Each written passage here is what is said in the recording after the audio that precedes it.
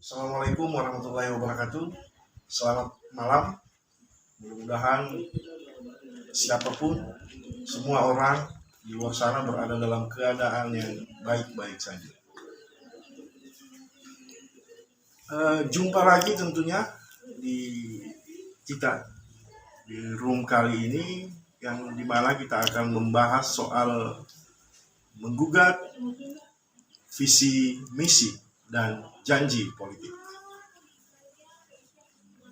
Kali ini kita akan membahas tema kita bersama dengan seorang pejuang, boleh dikatakan seperti itu, dan seorang yang sudah malang melintang hidupnya di dunia pergerakan. Mungkin semua orang di luar sana sudah kenal dengan Abang Binbin Firman Tresnadi. Kita akan membahas persoalan menggugat visi misi dan janji politik ini. Tentu saja kita berharap bahwa bahasan kita ini akan bermanfaat untuk semua orang yang ada di manapun juga. Tapi sebelum kita connect dengan Abang Binbin, saya jelasin dulu kenapa kita kali ini mengangkat tema menggugat visi misi dan janji politik. Kita angkat tema ini karena ada begitu banyak permintaan, ada begitu banyak pertanyaan, yang diantaranya bunyinya adalah apakah visi misi dan janji politik bisa digugat? Nah, oleh karenanya kita akan bahas malam ini mengenai itu. Langsung saja tanpa buang waktu bla bla bla bla, kita langsung aja connect dengan Abang Binbin Firman Tresnadi yang saat ini sedang ada di Jakarta. Binbin Firman Tresnadi lahir di Rangkas Bitung 16 Februari 1975. Pernah menjalani pendidikan di SMA Negeri 1 Ciamis. Sempat kuliah di beberapa universitas, di antaranya Universitas Siliwangi, Universitas Bandar Lampung, dan Stikum Bandung, tapi tidak diselesaikan. Binbin adalah organisatoris yang handal. Di antara tahun 1995 hingga 1996, Binbin menjadi aktivis Solidaritas Mahasiswa Indonesia untuk Demokrasi.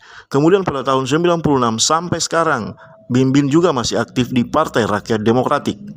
Pada tahun 2001 hingga 2003, Binbin aktif di Front Nasional Perjuangan Buruh Indonesia. Kemudian tahun 2008 hingga 2020 aktif di Serikat Tani Nasional. Mantan Direktur Eksekutif IDM pada tahun 2014 hingga 2020, sekarang ini aktif menjadi pengurus Dewan Pimpinan Pusat Partai Rakyat Adil Makmur atau Prima. Oke, Abang Binbin Firman Tresnadi, apakah sudah tersambung? Selamat malam, Bang. Selamat malam buat kawan-kawan semua. Assalamualaikum warahmatullahi wabarakatuh. Oke, Abang sudah tersambung rupanya. Jadi kita akan membahas soal menggugat visi misi dan janji politik. Saya yakin Abang pasti matang dalam pembahasan soal ini. Abang, saya yakin di luar sana, mungkin termasuk diri saya juga, masih perlu untuk diingatkan apa itu visi misi dan janji politik. Nah, sekarang saya serahkan ruangan ini untuk Abang membuka ingatan sejenak soal visi misi dan janji politik. Monggo, Bang. Yang dinamakan visi itu adalah sebuah cita-cita, apa yang ingin dicapai, sebuah harapan, apa yang harus diwujudkan di masa mendatang. Dan biasanya yang namanya visi itu sifatnya dia umum, dia sifatnya luas. Artinya akan seperti apa daerah tersebut ingin dibangun oleh kepala daerah tersebut. Apakah menjadi sebuah kota industri, apakah menjadi sebuah kota pariwisata, atau sebuah kota kebudayaan. Nah, itu gambarannya sangat umum.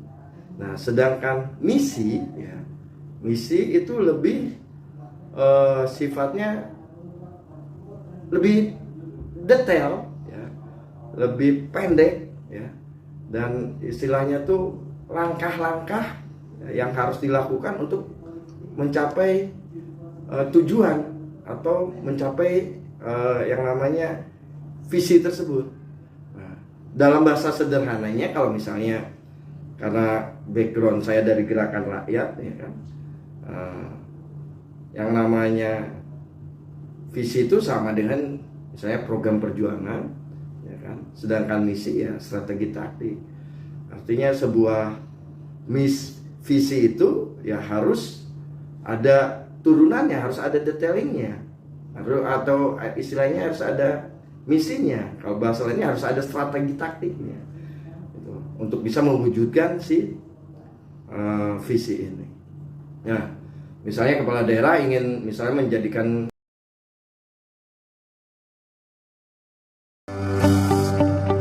kami sebagai warga tani berharap ada partai baru yang bisa mewakili kepentingan rakyat.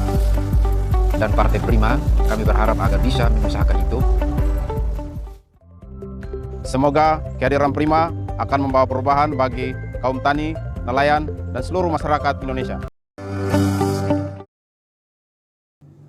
Visinya membuat kota sejahtera bersama, ya tentu saja itu menjadi kehendak kita bersama, ya. Jadi tinggal bagaimana caranya untuk mewujudkan bahwa kesejahteraan, ya, yang didapat ini menjadi kesejahteraan milik bersama. Sebetulnya solusinya sederhana lah, ya. Jadi kalau saya memandang bahwa distribusi pajak penghasilan itu yang paling rasional, ya, untuk membagi kekayaan sebuah daerah ke seluruh warganya, ya. Jadi terus yang kedua, alat ekonomi yang dibangunnya, ya, tentu saja yang harus menjadi milik bersama.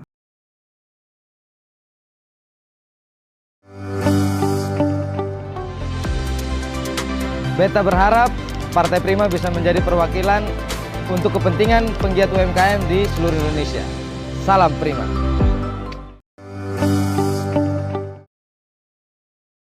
Jadi kalau janji politik itu sesuatu hal yang istilahnya itu lebih konkret, ya. Dia ada di depan mata, ya. Jadi janji politik itu sesuatu yang harus dilakukan. Yang namanya janji ya sama dengan hutang, artinya ya harus dipenuhi. Jadi janji itu lebih pada sifatnya kedaruratan, ya kan? Sifatnya mendesak. Itu yang disebut janji politik. Oke, next Abang. Terus bagaimana cara mengukur sejauh mana visi misi dan janji politik itu berhasil dieksekusi? Apa ukurannya? Silakan. Tolak ukurnya sederhana sebetulnya. Kalau misalnya dikatakan rakyatnya sejahtera, tolak ukur yang paling sederhana itu adalah ketimpangan sosial antara si kaya dengan si miskin itu rendah. Itu tolak ukur yang paling sederhana. Jadi ada distribusi kekayaan yang dihasilkan oleh daerah tersebut kepada seluruh masyarakat di mana dia tinggal. Terus juga pendidikan, kesehatan bagi rakyat yang tidak mampu, kupikir itu harus diperluas, diperbesar lagi anggarannya, terutama dari anggaran yang dihasilkan oleh PAD setempat. Oke Bang, terus apakah visi, misi, dan janji politik bisa digugat?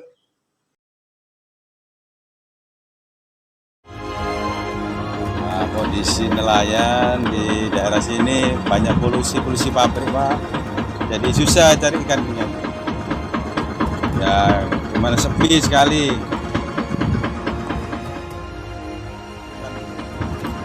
belum ada pabrik-pabrik.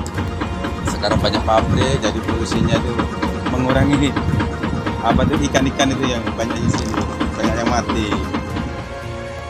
Ya, pendapat orang-orang yang juga gitu. Bantuan dari pemerintah ya seperti alat mesin itu bisa turun di masyarakat kecil seperti nelayan ini, Pak.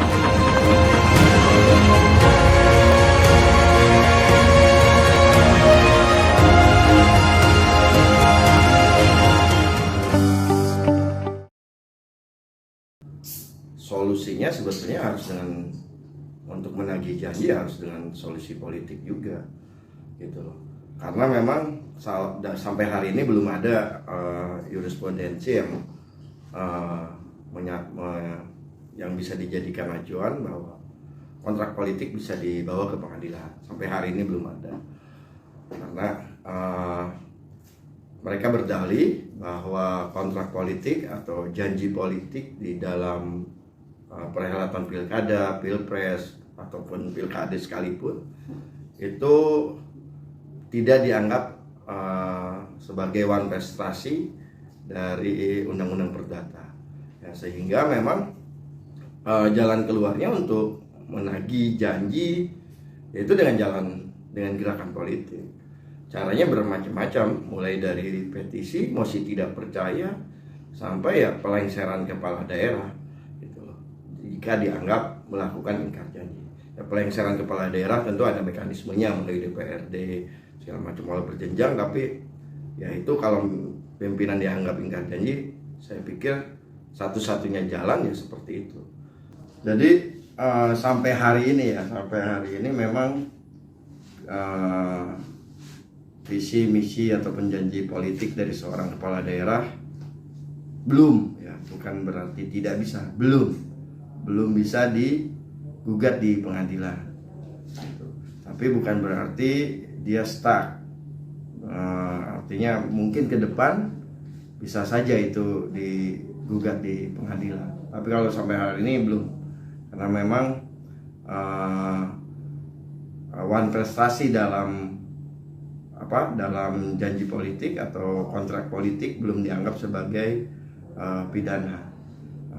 Jadi sekaligus closing statement ya menurut saya, poinnya adalah di saat kita memutuskan atau mencalonkan atau memilih, yang paling benar adalah dilihat track recordnya, dilihat latar belakangnya, dilihat keterlibatan dia dalam perjuangan rakyat.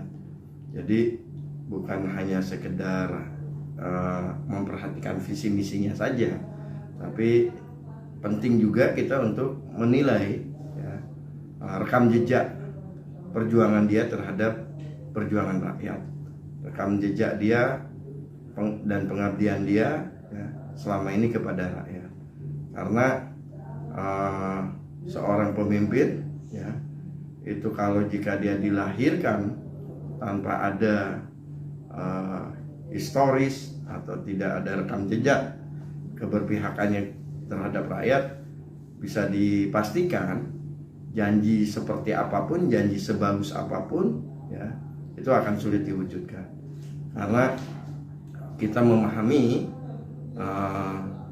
dalam pasca reformasi 98, ya, sampai hari ini, ya, hampir semua janji-janji politik itu sangat bagus, tapi dari seluruh pemimpin-pemimpin yang muncul sampai saat ini tidak ada politisi yang memiliki rekam jejak keberpihakan yang kuat terhadap rakyat.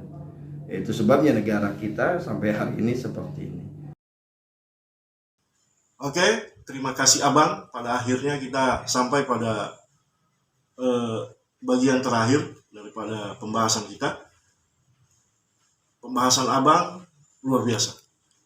Mudah-mudahan ini bisa membawa manfaat untuk semua orang yang ada di luar sana. Dan saya mengucapkan terima kasih banyak atas kebersediaan Abang untuk berbagi ilmu, waktu, dan kesempatan di room ini. Sekali lagi terima kasih Bang. Semoga Abang sukses senantiasa di dalam perjuangan Abang. Terima kasih atas kesempatan ini. Salam buat kita semua. Semoga cita-cita para pendiri bangsa untuk mewujudkan masyarakat adil dan makmur bisa segera terwujud. Terima kasih, selamat malam. Assalamualaikum warahmatullahi wabarakatuh. Nah, demikian pembahasan kita malam ini soal menggugat visi misi dan janji politik. Dari sini, dari apa yang kami bahas tadi, mudah-mudahan kita semua bisa menyimpulkan bahwa visi misi dan janji politik itu ternyata tidak bisa digugat di pengadilan, tapi bisa digugat secara politik, tentu melalui gerakan rakyat, entah itu petisi, mosi tidak percaya, maupun gerak dari DPRD atau Dewan Perwakilan Rakyat yang bisa mengambil langkah-langkah sesuai dengan konstitusi yang ada. Saya berharap apa yang kita bahas ini membawa manfaat untuk kita semua, dan kita dalam menjalani hidup bernegara, hidup berbangsa, mesti sadar bahwa kita berada di bawah payung hukum, di mana negeri kita ini adalah negara hukum, segala sesuatunya ada aturannya. Kemudian seorang pejabat, seorang kepala daerah diangkat melalui konstitusi, dan jika ingin diturunkan maka harus melalui konstitusi pula. Negeri kita punya aturan, dan mari kita bermain di dalam aturan itu. Dari room ini saya mengucapkan terima kasih atas perhatian dan atensi kita semua. Semoga kita semua sehat selalu, panjang umur, dan selalu dalam keberkahan. Assalamualaikum warahmatullahi wabarakatuh. Selamat malam.